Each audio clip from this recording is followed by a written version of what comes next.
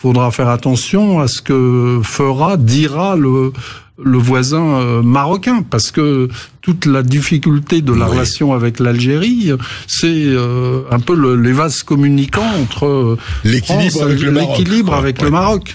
L'Algérie est très isolée diplomatiquement, c'est-à-dire son seul allié, c'est la Russie, mais elle s'est coupée de l'Inde, la Chine, non, ils sont la Chine, oui, la Chine et la espèce d'aller-retour, de balles, de tango, etc. entre l'Algérie et le Maroc pour rester dans un domaine que vous connaissez mieux que personne, Xavier Triancourt.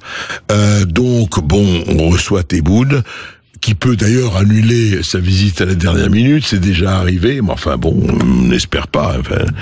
Et effectivement, vous parliez hors antenne, les élections algériennes auront lieu en décembre prochain, l'élection présidentielle, on ne sait pas si Monsieur Tebboune se représente ou pas. Et effectivement, il faut voir avec l'équilibre avec le Maroc. Mais au fond, vous parliez dans votre livre, vous en parlez dans votre livre, de quelque chose qui est à la fois civilisationnel, culturel, évidemment économique, politique et autres, entre la France et l'Algérie, ça ne va pas se résoudre comme ça. 132 ans et plus, si affinités ne se résolvent pas comme ça.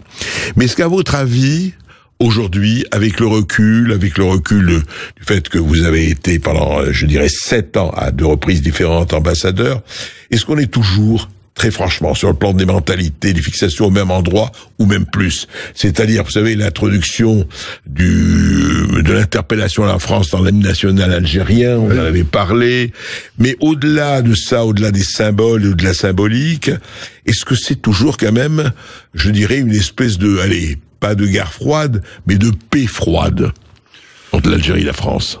Oui, on ne peut pas dire que c'est l'amitié entre la France et l'Algérie. C'est une paix effectivement un peu fraîche depuis quelques mois, mais l'histoire des relations entre la France et l'Algérie a toujours été sinusoïdale, avec des hauts et des bas. C'est le CAC 40. Il y a des périodes haussières, il y a des périodes baissières. Et donc, mais rien que sur le premier quinquennat du président de la République, on est passé par des phases haussières et des phases baissières. L'ambassadeur d'Algérie à Paris a été rappelé 2 ou 3 fois en Algérie pour consultation. Après la décision de suspendre les visas, après les déclarations du président de la République au journal Le Monde sur la falsification de l'histoire par les Algériens, sur le système politico-militaire algérien. Donc voilà, c'est en permanence des hauts et des bas. Là, on est dans une période d'eau basse, si je puis dire, et puis on imagine qu'avec cette visite, on va repartir sur une période haussière, mais il faudra faire attention à ce que dira le voisin marocain, parce que toute la difficulté de la relation avec l'Algérie, c'est un peu les vases communicants entre l'équilibre avec le Maroc. Ouais. Alors justement, une question que je voulais vous poser par rapport à ce qui se passe aujourd'hui. Est-ce que l'Algérie, elle en est où, par exemple, par rapport au basculement qu'on est en train de vivre et qui se passera pas en un jour? Je parle par rapport aux BRICS, à la dédollarisation, à la montée de ce monde multipolaire, que la guerre Russie-Ukraine n'a fait que cristalliser, mais qui existait déjà bien avant, avec ce qu'on voit avec le yuan qui prend une certaine place dans un certain nombre de régions. On voit l'Arabie Saoudite en train de vendre du pétrole en yuan, etc., etc. Comment réagissent les Algériens par rapport à cet équilibre ou cette naissance d'un monde multipolaire, encore une fois, qui en est à ses balbutiements, mais qui est déjà là? Il y a 2 événements qui ont quand même pas mal bousculé la donne diplomatique. C'est d'une part la guerre en Ukraine, évidemment, qui a entraîné Maroc et Algérie chacun dans un camp, et donc en quelque sorte solidifié les alliances traditionnelles et l'alliance de l'Algérie avec la Russie. Le président Tebboune qui a été solidifié. Président Tebboune, qui devait venir à Paris au mois de juin dernier, il est allé à Saint-Pétersbourg, où il a été reçu par Vladimir Poutine. Et il a déclaré Poutine est le plus grand homme de l'humanité. Oui, pratiquement. Donc, bien sûr. Ouais. C'est voilà. Donc il y a la guerre en Ukraine qui a consolidé les alliances, et puis évidemment il y a le conflit israélo-palestinien qui est un deuxième élément qui vient compliquer le jeu politique et diplomatique, parce que les populations, la cause palestinienne est un élément fédérateur au Maghreb et dans les populations et dans les populations musulmanes, y compris au Maroc. Donc l'Algérie soutient à fond la Palestine, le Maroc également, mais plus prudent, parce que voilà, il a des relations avec Israël, il a signé les accords d'Abraham. Donc ce jeu diplomatique est compliqué. Cela dit, il faut constater que l'Algérie est très isolée diplomatiquement. C'est-à-dire son seul allié, c'est la Russie, mais elle s'est coupée de l'Inde, la Chine, non, ils sont. La Chine, oui, la Chine et la Russie, mais la Chine, la Russie, la Turquie, en gros. Mais c'est déjà pas mal. Les pays du Sahel. Ah oui, ne sont pas sur cette ligne. Le Mali a mis à la porte les Algériens et a dénoncé l'accord d'Alger sur la paix au Mali. Et le Maroc en profite pour s'engouffrer dans la brèche laissée par l'Algérie. Donc vous voyez, l'équilibre Maroc-Algérie est en permanence au centre du jeu. Et la Tunisie est hors jeu de ce point de vue-là. La Tunisie n'est pas vraiment partie prenante. Non, bien sûr. Non, c'est Maroc et Algérie qui sont les deux. Et de ce point de vue, par exemple, par rapport à l'Algérie, les prises de position de Macron que j'évoquais tout à l'heure sont mal ou bien perçues? Ou c'est pas leur problème?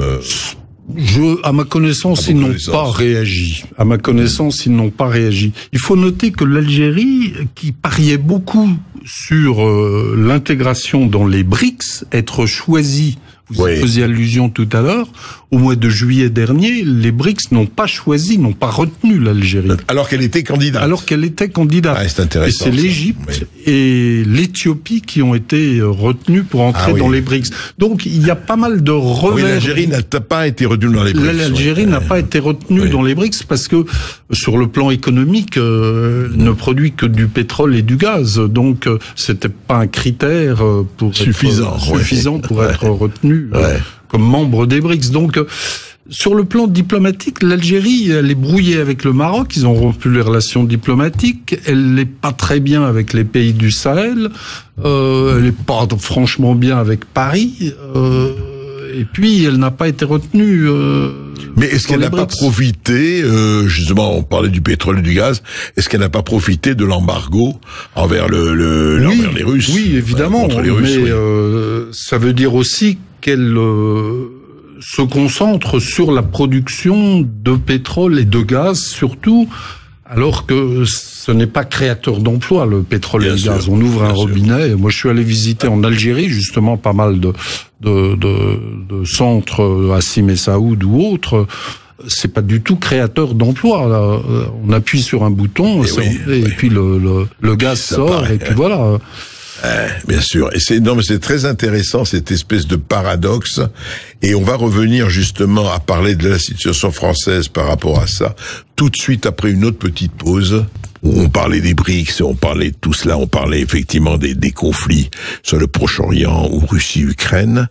Par rapport au Proche-Orient, on essaye d'avoir un équilibre qui n'est pas facile, effectivement. Mais l'impression qu'on a, quand je vous lis, que je vous écoute, Xavier Driancourt, c'est du côté de l'Afrique du Nord, on a l'impression qu'il y a eu quelques émeutes, il y a eu des choses, etc. Mais qu'au fond, ça ne bouge pas. L'Afrique du Nord donne l'impression, mais corrigez-moi si je me trompe, de quelque chose, quand je dis qu'il ne bouge pas, c'est-à-dire qu'effectivement, allez, je vais poser la question par rapport à l'Afrique, que la France, elle n'est pas hors jeu, mais elle est de plus en plus marginalisée. Est-ce que c'est exagéré que de dire ça? C'est un point de vue qui est réel. Hein. Nous sommes de moins en moins présents en Afrique du Nord, comme en Afrique tout court. Oui, comme en Afrique noire. Ouais. Alors je connais moins le Maroc, mais nous sommes présents au Maroc sur le plan économique Le Maroc était moins francophone traditionnellement que l'Algérie. Mais l'Algérie, qui est le pays le plus francophone, a choisi d'abord l'arabe. Bon, c'est sa langue, la langue de l'islam, la langue qui a été choisie dès 1954 en quelque sorte, mais aujourd'hui choisit l'anglais. Ouais. اهلا وسهلا بالاخوان واصدقاء، كنتمنى تكون في اتم صحه وعافيه وانتم تشاهدون هذا الفيديو. اخواني اليوم غتشوفوا معايا الاعلام الجزائري عفوا الاعلام الفرنسي كيتكلم على العلاقه ما بين المغرب والجزائر، كيفاش ان الاعلام الجزائري والمغرب كيفرض على الجزائر مجموعة من الأمور وكيحاصر الجزائر، لأن المغرب قوة إقليمية في إفريقيا وكتمتاز بواحد القوة عالمية جدا. هاد الناس هادو ما بغاوش يعني يفهموا هاد الأمور هادي اللي دائما كيدوي عليها الشأن العام يعني سواء في أوروبا أو في إفريقيا. لهذا كنشوفوا مجموعة من يعني السياسيين المحنكين في المغرب اللي دائما كيعرفوا أنهم يديروا بزاف الأمور اللي جيدة لصالح المغرب وهزموا يعني الجزائر في مجموعة من الأمور اللي دائما الجزائر كتحاول أنها دير العرقلة للمغرب. وكيف ما كنشوفوا في الإعلام ديالهم كثير من الوقت فإنهم كيحاولوا أنهم دائما يحفروا للمغرب في نطاح، ولكن بالحنكة والرزانة ديال المملكة المغربية والملك محمد السادس فكيعرفوا كيفاش ييسروا ويسيروا الشأن الداخلي ديال البلاد. وتحية المملكة المغربية وتحية لأي واحد غيور على المملكة المغربية أينما كان في هذا العالم.